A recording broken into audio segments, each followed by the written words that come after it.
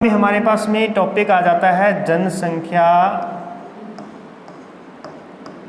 किसको करें पहले?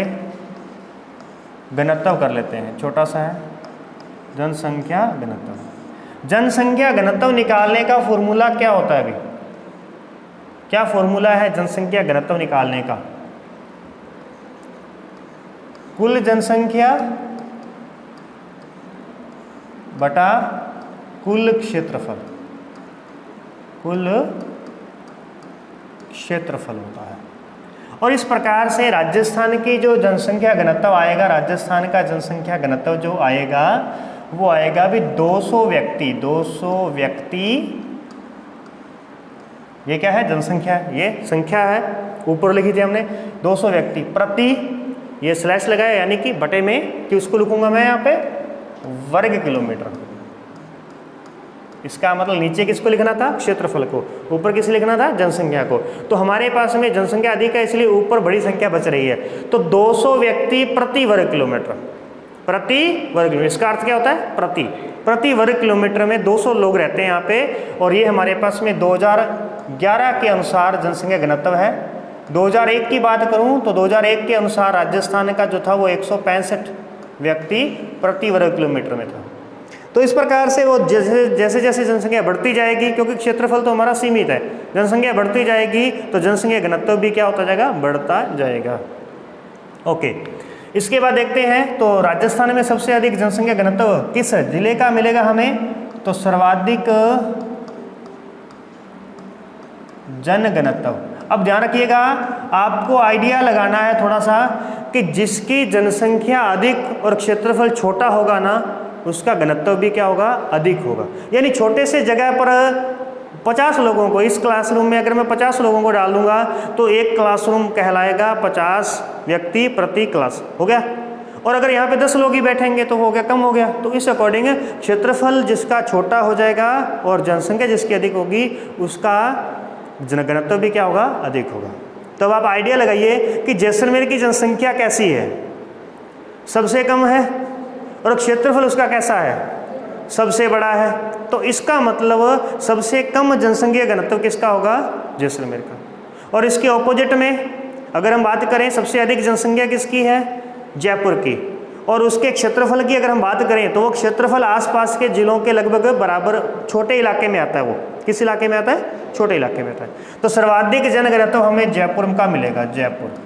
तो पहला आपके पास में इस प्रकार से जयपुर आइडिया लग सकता है। 595, कितना है अभी? 595। दूसरा हमारे पास में सेकंड जो नंबर आता है वो है भरतपुर का। तो भरतपुर जिला भी देखा हुआ आपने, ये भी छोटा जिला है भरतपुर। तो इसका है 590 व्यक्ति। क्लियर है? ये हो गया।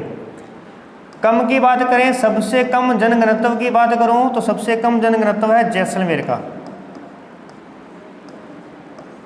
जैसलमेर का है, कितना है अभी? 17 व्यक्ति प्रति वर्ग किलोमीटर में।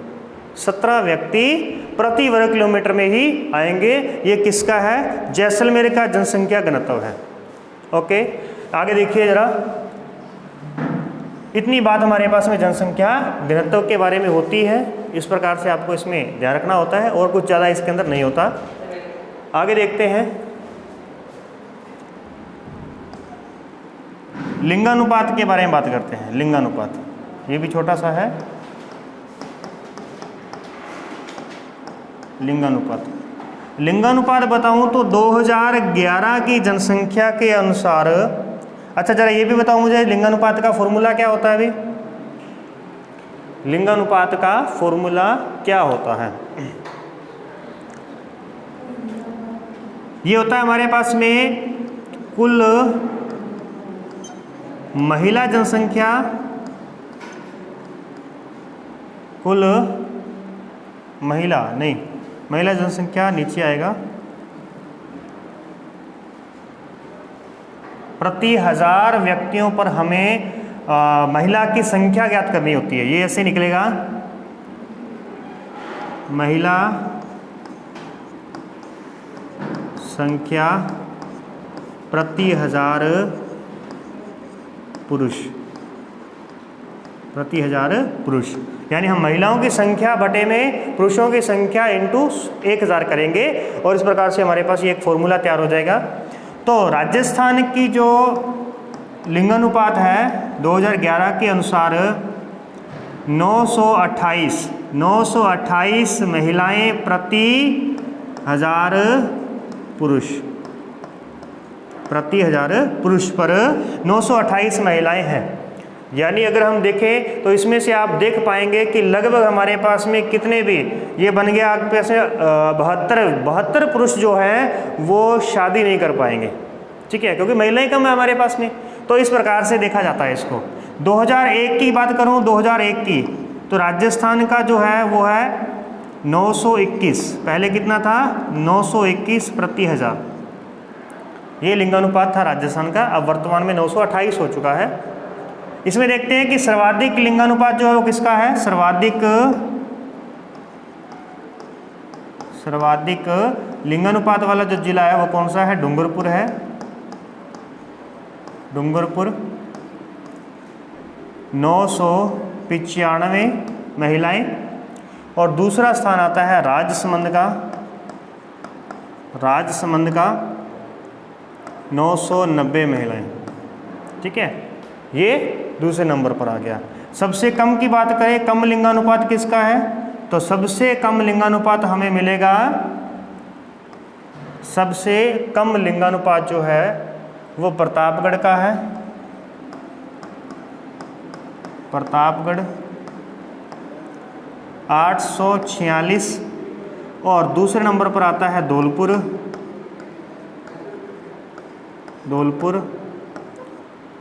872, ठीक है। इस प्रकार से ये हो गया हमारे पास में सबसे कम वाले। अब यही ध्यान रखना कि एक 0 से 6 का भी लिंगानुपात देखा जाता है। 0 से 6 आयु वर्ग जो होता है, 6 वर्ष का जो आयु वर्ग है, उस आयु वर्ग में भी देखा जाता है कि अगर हम बच्चों को ही देख लें, छोटे बच्चों को देख लें कि उसमें प्रति 1000 बच्चों पर लड़कों पर लड़कियों की संख्या कितनी है। कौन सी आयु वर्ग है, 0 से 6 वर्ष की बात हो रही है, ठीक है। तो यहाँ पर हमें कितना मिलेगा राजस्थान का 888, यानी अभी जो नवजात बच्चे, नवजात शिशु जो पैदा हुए हैं, जो अभी 6 वर्ष के नहीं हुए हैं, उनकी अगर हम बात करते हैं तो वह बहुत ही कम है। इसका मतलब हमें कमी कहाँ पर मिल रही है, कमी मिल रही है जन्म से ही। इसका मतलब हमें पहले जन्म की व्यवस्थाएं सुधारनी पड़ेंगी। बच्चों को, लड़कियों के माता पिता को यानी कि थोड़ा सजग करना होगा हमें कि कोई खतरे वाली बात राजस्थान में नहीं है। उसके लिए हमें पहले बहुत सी व्यवस्थाएं करनी होंगी, जिसके पीछे आप देख रहे हैं कि वर्तमान में महिला को जो है उत्पीड़न को, महिला सशक्तिकरण को बढ़ाना होगा। चलिए इसमें बात करें तो सबसे अधिक किसका मिलेगा, सर्वाधिक तो सर्वाधिक मिलेगा डूंगरपुर का भी। डूंगरपुर का कितना, 1000, यहाँ पूरा है, तो ये प्रॉपर है पूरा डूंगरपुर, ठीक है ना। और सबसे कम, इसका सबसे कम वाला अपने को पोर्शन जो है वो देखना पड़ेगा कौन सा था अभी, ठीक है, वो आपको मैं बाद में लिखवा दूंगा। अभी यहाँ पर देखिए थोड़ी सी बात और कि पिछले वर्ष 2001 के अंदर, पिछले दशक में 2001 के अंदर डूंगरपुर का जो ये लिंगानुपात था वो 1022 था अभी, 1022 कब, 2001 के अंदर। वर्तमान में 995 है, यानी पिछली बार हमारे पास में 1000 से अधिक लिंगानुपात वाला जो जिले थे वो 2 जिले थे, डूंगरपुर और राजसमंद। वर्तमान में हमारे पास ऐसा कोई जिला नहीं है। भारत की बात करें तो भारत में केरल एकमात्र ऐसा राज्य है जिसका जनघनत्व जो है, जनसंख्या जो लिंगानुपात है वो 1000 से ऊपर है, केवल केरल राज्य है। चलिए ये बात होगी। अब अंत में हमारे पास में जो रह गया पॉइंट वो कौन सा है अभी, जनसंख्या वृद्धि, जनसंख्या वृद्धि दर। वृद्धि दर जो हम देखते हैं ये दशकीय वृद्धि दर देखी जाती है। किस प्रकार से देखी जाती है तो देखिए जरा, जैसे 2001 के अंदर जनसंख्या में जो वृद्धि हुई थी, किसकी तुलना में, 1991 की तुलना में जो वृद्धि हुई थी वो वृद्धि दर थी हमारे पास में 28.1 41%। और जो 2001 से लेकर के 2011 के बीच में जो जनसंख्या में वृद्धि हुई है, यह वृद्धि कितनी है? 21.31%। 21.31% वृद्धि हुई है। कैसे? देख लीजिए दोबारा से। 2000 यानी 1991 में जो जनसंख्या हमने काउंट की, उसके बाद में जो जनसंख्या बढ़ने लगी, तो 1991 की जनसंख्या में कितना वृद्धि करें? 28.41% की वृद्धि करें तो 2001 की जनसंख्या हमारे पास में आ जाएगी।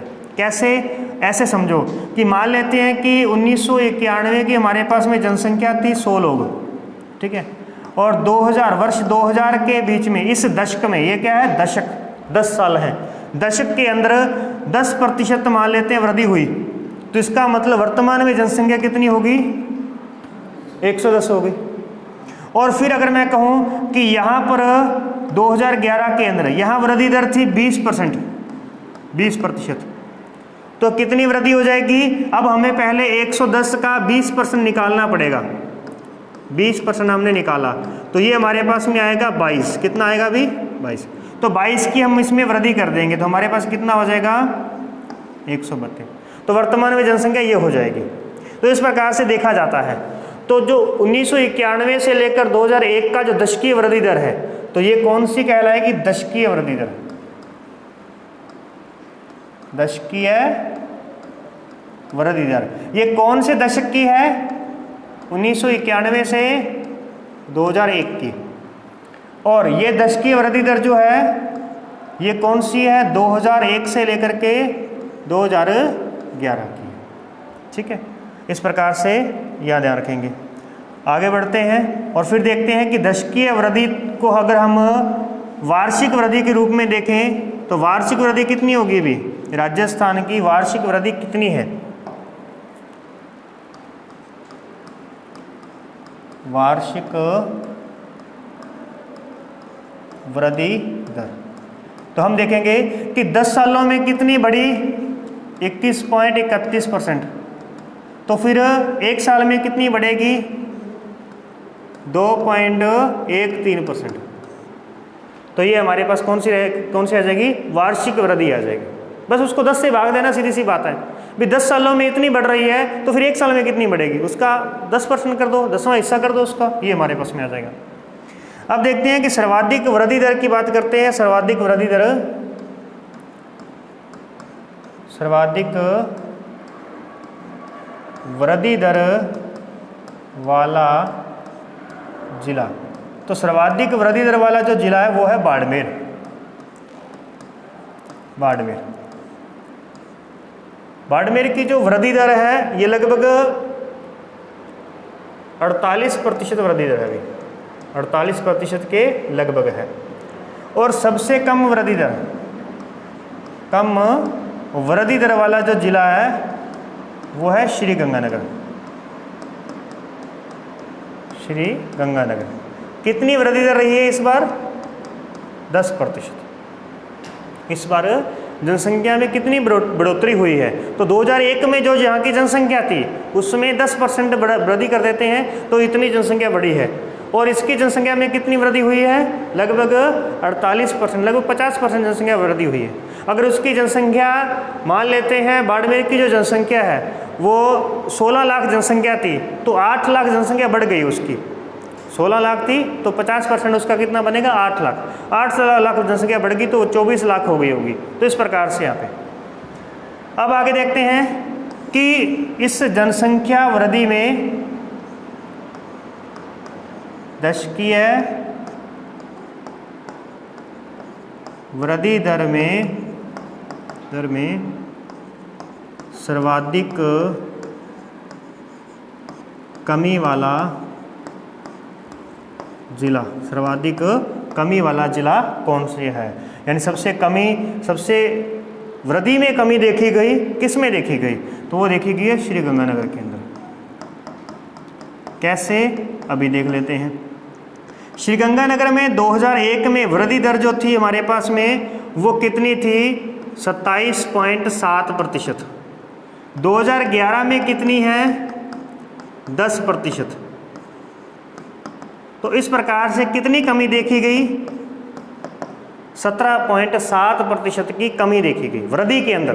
ध्यान रखना, ये जनसंख्या हमेशा वृद्धि होती है, जनसंख्या बढ़ेगी बढ़ेगी, परंतु किस दर से बढ़ रही है कि उसकी दर है कि पहले वर्ष वो बढ़ी 10% की वृद्धि हुई, अगले वर्ष 12% की वृद्धि हुई, अगले परसेंट 20% की वृद्धि हो गई, फिर हम करते हैं कि अगले वर्ष 18% की वृद्धि हो गई। तो अब जरा मुझे ये बताओ, ये सभी वृद्धियां हैं, ये सभी क्या है? वृद्धियां। तो सबसे अधिक वृद्धि कहाँ देखी गई? 20%। वर्ष ए वर्ष में, बी वर्ष में, सी में, डी में। तो किस में देखेगी? सी में देखेगी। और अगर मैं कहूँ सबसे अधिक वृद्धि दर में सबसे कमी दर्ज की गई है, वृद्धि दर में कमी दर्ज की गई, कब दर्ज की गई? डी वर्ष के अंदर की गई। अब यहाँ पे कमी हो रही है, उल्टा जा रहा है, लेकिन ये अभी भी क्या है? ये अभी भी क्या है? वृद्धि दर है। यानी अब जनसंख्या में 20% वृद्धि नहीं होगी, अब जनसंख्या में 18% वृद्धि होगी, अगले साल 15% वृद्धि होगी। तो इसका मतलब उसकी वृद्धि दर में क्या हो रही है? कमी हो रही है। वृद्धि की जो दर है उसमें क्या हो रही है? कमी हो रही है। मतलब सीधी सी बात है कि आप पहले जब छोटे थे पापा से 10 रुपये लेते थे, खुश हो जाते थे, फिर आपने 20 रुपये लेना शुरू किया, फिर 50 रुपये लेना शुरू किया, अब 100 रुपये लेते हो, तो फिर क्या हुआ? ये आपकी खर्च में क्या हो रही है? वृद्धि हो रही है। और फिर उसके बाद में आपने कोई काम धंधा ढूंढ लिया, तो पहले आप 10,000 भी ले लेते थे और अब आपने धीरे धीरे 5,000 लेना शुरू कर दिया, फिर आपने 2,000 लेना शुरू कर दिया, फिर आपने 1,000 ही लेना शुरू कर दिया। तो ये आपके खर्च तो चल ही रहा है ना, खर्च तो है, परंतु उस खर्च में क्या हो रही है? कमी हो रही है। तो इस प्रकार से ये आपका जेब खर्च में कमी हो रही है। तो वैसे ही वृद्धि तो हो रही है, परंतु उस वृद्धि में क्या हो रही है? कमी। ठीक है, ओके। इसके बाद में देखिए ये हो गया। और जैसलमेर दूसरे नंबर पर आता है। जैसलमेर के अंदर, जैसलमेर में पहले जो 2001 के अंदर जो वृद्धि हुई थी वो थी 47%, लगभग 47.5% थी इसकी वृद्धि दर। और 2011 के अंदर जो इसकी वृद्धि दर रही है वो रही है 32% भी। यानी इसके अंदर कमी कितनी दर्ज की गई? 15.5% की कमी दर्ज की गई। ठीक है, ये कमी दर्ज की गई है। चलिए, ये बात हुई। अब वर्तमान में अगर मैं पूछूं कि राजस्थान की वृद्धि दर में कमी हुई है या वृद्धि हुई है? राजस्थान की वृद्धि दर में वृद्धि हुई है या कमी हुई है? तो क्या हुई है? कमी। कितनी हुई है? कितनी हुई है अभी? 7.10%। ये 7.10% क्या है? वृद्धि दर में कमी है। ये हमारी जो वृद्धि दर थी ना उसमें क्या आएगी? कमी आ गई है। यानी अब हम अपनी जनसंख्या को स्टेबल करना शुरू कर दिया।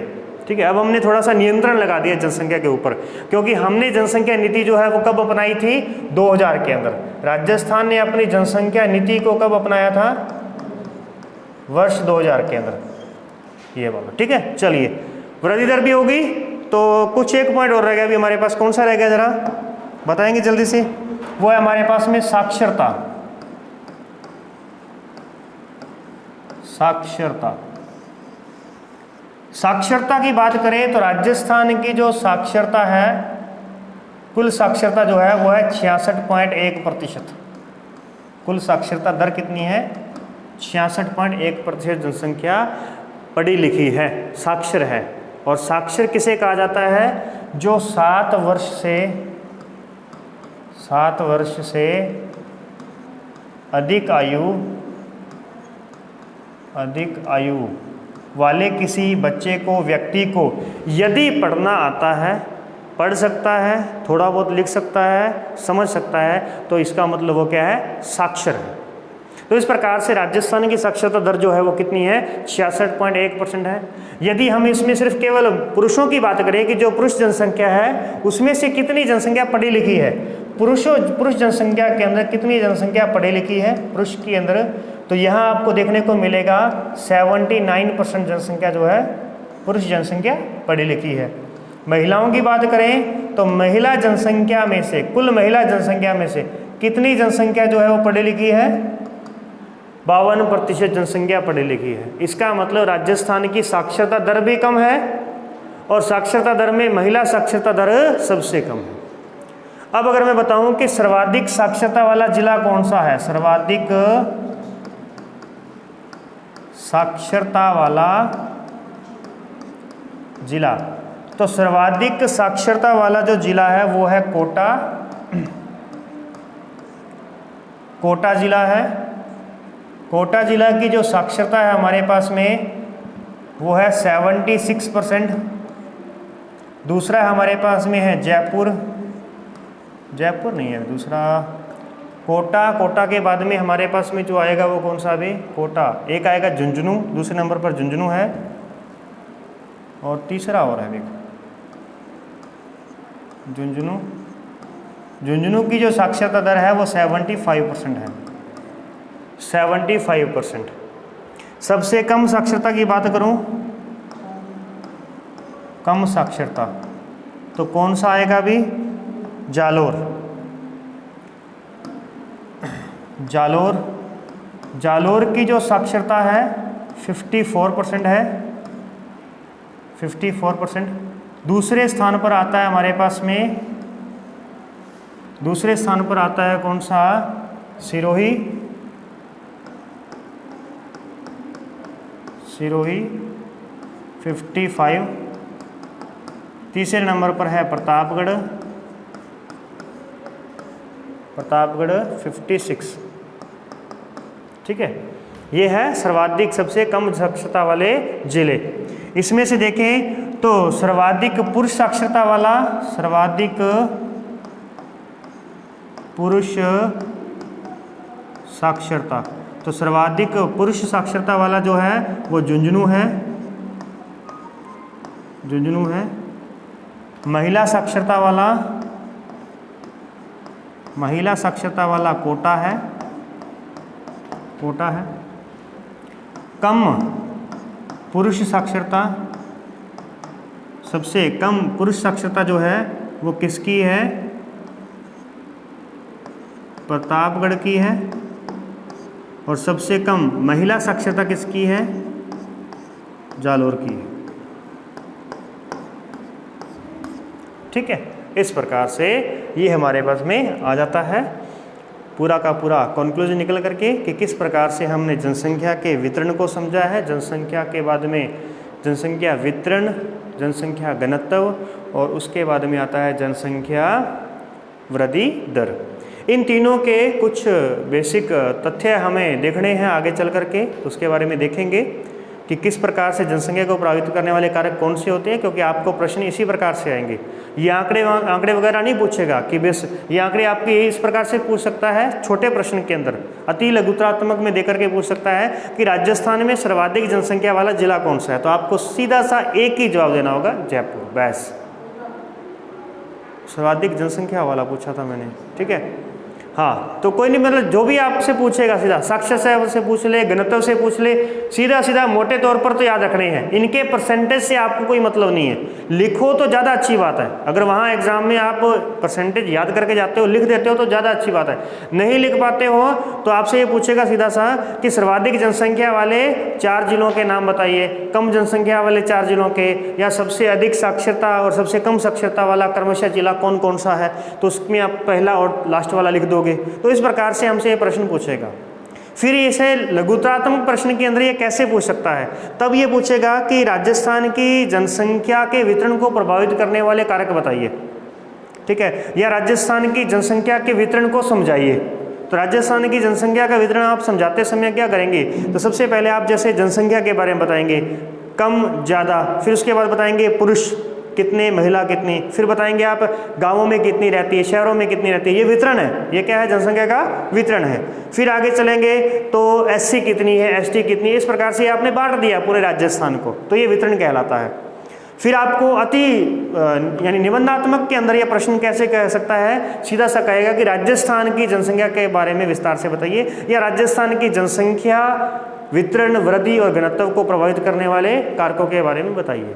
तो वहाँ पर फिर आपके पास में कारक कौन से बचेंगे, भौगोलिक कारक, ऊंचावच है, ऊंची जगह है, पहाड़ों पर जनसंख्या कम रहती है, मैदानों में अधिक रहती है, मरुस्थल में कम रहती है। तो इस प्रकार से साथ साथ में उसके आप एग्जाम्पल लिखते जाएंगे कि मरुस्थल में कम रहती है, जैसे जैसलमेर, ठीक है। फिर आप लिखेंगे पहाड़ों पर कम रहती है, तो पहाड़ों में कम वाला ढूंढ लेंगे कोई सा भी, तो पहाड़ों में कम वाला जो हमारे पास में रहेगा वो ये उदयपुर या डूंगरपुर वाला इलाका आ जाएगा, कम जनसंख्या यहाँ पे, तो इस प्रकार से हो जाएगा। ठीक है, तो आर्थिक कारक भी होते हैं। आर्थिक कारक कौन से होते हैं? पैसा कमाना। अब मरुस्थल में कोई उद्योग ही नहीं है, पैसा कैसे कमाएंगे? तो जहाँ उद्योग स्थापित किए जाएंगे, जहाँ रोजगार होगा, जनसंख्या सर्वाधिक वहीं जाएगी। तो इसीलिए राजधानी के अंदर जनसंख्या अधिक होने का कारण यही होता है कि वहाँ सबसे अधिक हमें जो है संसाधन प्राप्त होते हैं रोजगार के। तो आर्थिक हो गया, भौगोलिक हो गया, राजनीतिक कारण हो गए, क्योंकि कई जगह पर क्या होती है, राजनीति बहुत खतरनाक होती है, वहाँ मारने पीटने वाला काम होता है। जैसे जम्मू कश्मीर है तो वहाँ मारने पीटने वाला काम था, तो लोग छोड़ छोड़ के आ जाते हैं वहाँ से, तो इसलिए जनसंख्या कम हो जाती है। तो ऐसा कोई आप सुर्खियों में आने वाला इस राजस्थान के बारे में भी देख सकते हो। फिर अपन देखेंगे राजनीतिक, आर्थिक, भौगोलिक, सामाजिक कारक। सामाजिक कारक में ये होता है कि जैसे मान लो कोई हिंदू संख्या है तो वह देखेगी कि हमारे आसपास सभी मुस्लिम रहते हैं, तो वो क्या करेगी, हिंदू बहुल्य क्षेत्र में जाएगी, उस क्षेत्र में जाएगी, क्योंकि अपने समाज में जाना, उसको अपनी संस्कृति से जुड़ना है, तो इसलिए वो अपने अपने क्षेत्र में प्रवास कर जाते हैं, चले जाते हैं। तो इस प्रकार से जनसंख्या के वितरण को प्रभावित, ये सब बातें जो होती हैं प्रभावित करती है। आप कह सकते हो कि यहाँ राजस्थान से बहुत सी जनसंख्या दक्षिण भारत में चली जाती है, देशावर चली जाती है पैसा कमाने के लिए, तो इससे क्या है, राजस्थान की जनसंख्या पर प्रभाव पड़ता है, क्योंकि 2-3 बार वो, यानी अगर 10 साल तक उधर चले गए तो उसके बाद में वो वहाँ के बन जाएंगे, इधर की जनसंख्या में वो काउंट नहीं होंगे, तो इस प्रकार से जनसंख्या में क्या आ जाएगी, कमी आ जाती है। ये तो कमी का प्रकार होता है, लेकिन ये चीज़ें भी क्या करती हैं, प्रभावित करती है जनसंख्या के वितरण को। क्लियर है? तो ओके, आज की क्लास में इतना हमने देख लिया है। जनसंख्या वाला टॉपिक हमारा खत्म होता है, इसके बाद में अगले टॉपिक हम देखेंगे अगली क्लास के अंदर।